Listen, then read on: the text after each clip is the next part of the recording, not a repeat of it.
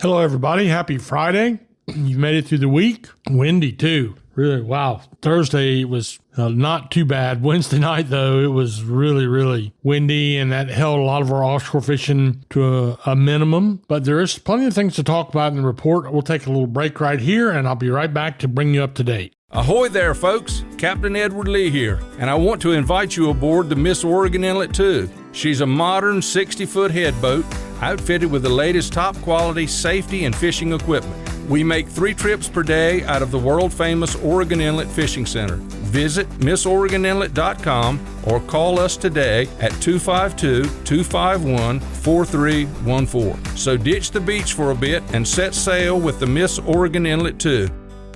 At Fishing Unlimited on the Nags Head Manio Causeway, not only can you get stocked up with all the bait, tackle, and amenities necessary to fish, but you can also be your own captain. That's right. At Fishing Unlimited, you can rent one of their spacious pontoon boats to go fishing, crabbing, dolphin watching, or just to cruise the Roanoke Sound. It's family fun at its finest. Half-day and full-day rentals are available. Be your own captain at Fishing Unlimited on the Nags Head Manio Causeway. So we still have a real wealth of bluefin tuna available offshore. It's been just really, really good. I mentioned that Captain Dickie Harris had caught and released a 700-pounder ahead of the blow. So had several other people. In the season, as we keep talking about, and people ask me about it almost every day, the season for the Giants, as far as keeping one, is closed. That's why Captain Dickey and the crew on the Fantastic turned that 700-pounder loose to fight another day and maybe to reproduce and make some more bluefin tunas. However, on the under 73-inch category, you can keep one of those a day or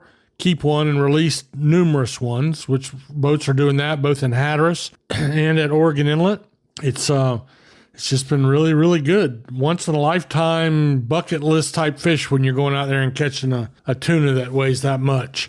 I'm actually going to pick up a little piece of it today to eat. I haven't eaten any bluefin tuna in a long, long time, but I'm writing an article about the varieties of tuna and how they rank as far as taste goes. Bluefin, yellowfin, big eye, and blackfin. I'll be writing that article in my upcoming new Captain Marty's Fishing Guide that we're in the process of putting together right now. That'll be out by the 1st of May, so you can look for that all over town, actually, or at our local sponsors. So we'll talk about that, but I'm looking forward to eating a piece of bluefin tuna, and what I'm going to do is grill it. Well, no, I'm going to marinate it. I like my marinade is wishbone zesty Italian dressing, cut it a little bit with some Allegro marinade, and then marinate it for an hour or so, grill it, eat some of it right straight off the grill, and then chill it overnight and make tuna salad out of it the next day, which is what I'll be doing with mine. Other than the bluefin tunas, there's a very scattered yellowfin. There's a few blackfins down in Hatteras. All of this, again, is you got to have the weather to get out there, and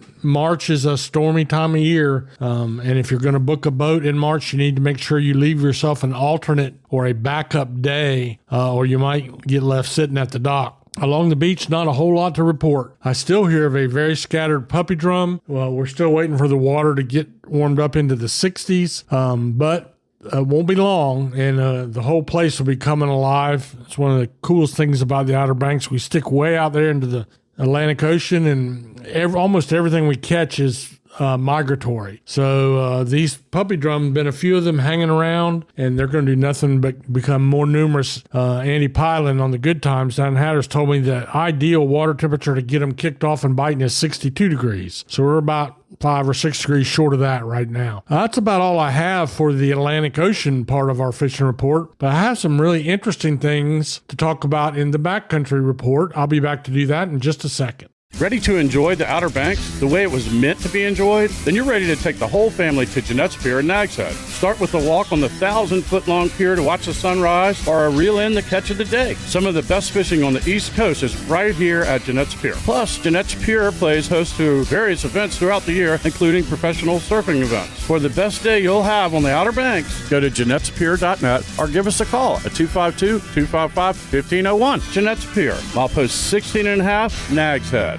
So, back in the Sound. Again, not much fishing yesterday or Wednesday because of the wind, but there is a pretty good sign of puppy drum. These are the slot size red drum, North Carolina state fish, and some people are doing pretty well with them. I know Gray Davis, one of our guides over in Hyde County, has been doing really, really well. They will get out there, weather permitting, and keep looking and searching the western Pamlico. I don't have a report. Have not heard of anything over on the eastern Pamlico. In other words, back of Hatteras Island or Ocracoke. There could be a bite over that way as well. But right now, the bite I'm speaking of is the western Pamlico, and this would be for puppy drum.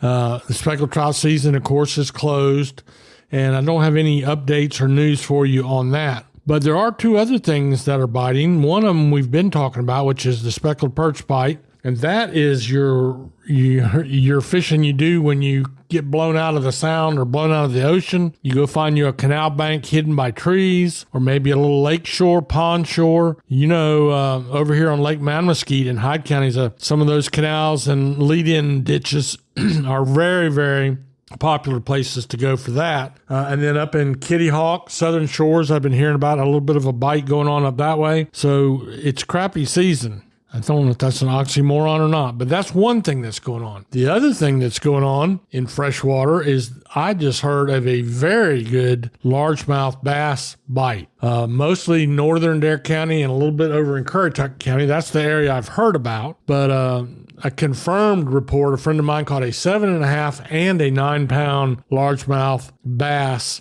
day before yesterday, and that wasn't the only two he caught. So I guess what I'm telling you is, this might be a good time to get your crankbaits or your worm, your plastics, whatever you're going to use, and go out there and take a look at the largemouth bass or the crappie fishing, either one, while we wait for the saltwater areas to start picking up with the warming of the temperatures. So that is what's going on. The weekend is upon us. The next hunting season that I'm aware of is the turkey season. I've seen a lot of people out scouting already, putting out cameras and doing a little bit of calling just to see what's going on. That'll be next, and we'll keep you posted on that. In the meantime, sharpen your hooks, put some new line on that reel, and get out there and get ready, because you ain't going to catch them in the motel room. Hope you have a great day.